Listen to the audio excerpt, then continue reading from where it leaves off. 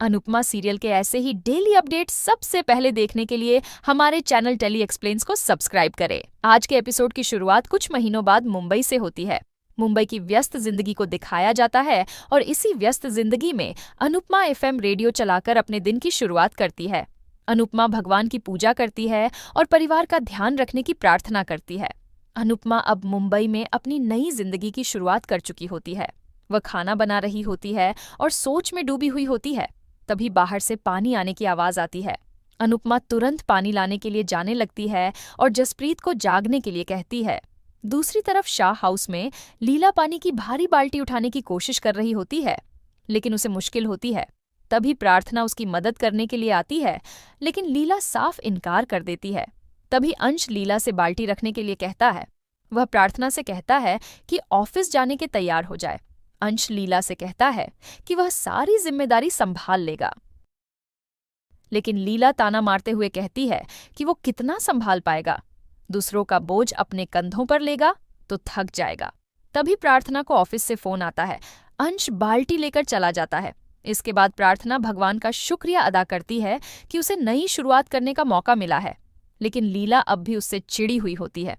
बाबूजी लीला को याद दिलाते हैं कि प्रार्थना इस घर में रहने का किराया देती है, लेकिन लीला मन ही मन ठान लेती है कि अंश की शादी करवाकर प्रार्थना को घर से निकाल देगी।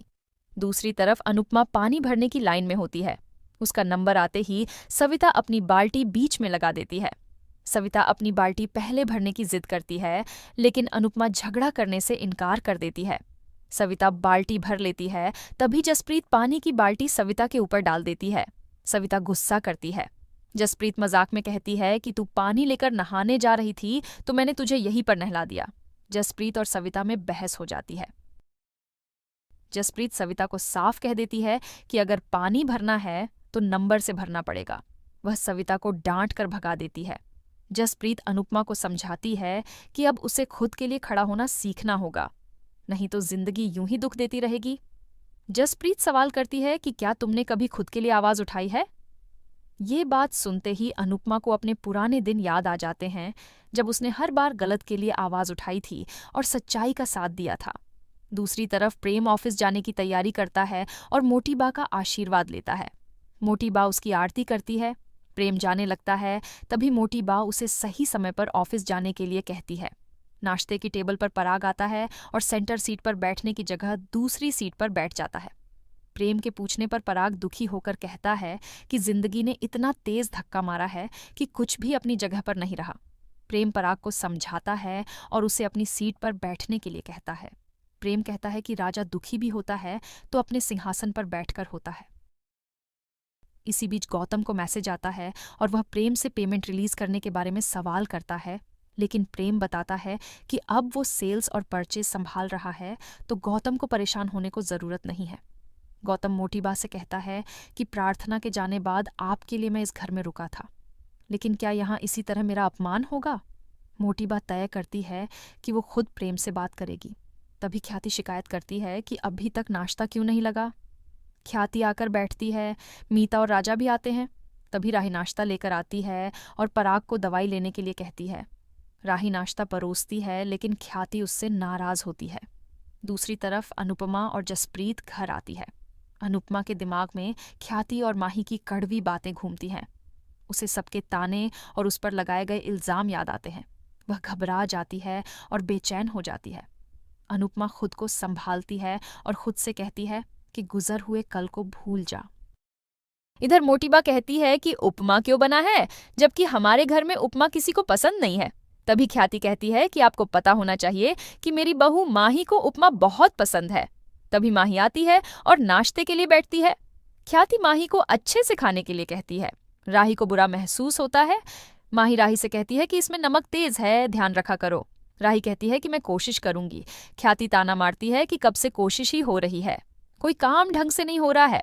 मोटीबा मीता पर ताना मारते हुए कहती है कि घर में 3 पोता बहू है, लेकिन काम सिर्फ 2 ही कर रही है, क्योंकि तीसरी की सास का ना अपनी बहू पर काबू है और ना ही अपने बेटे पर।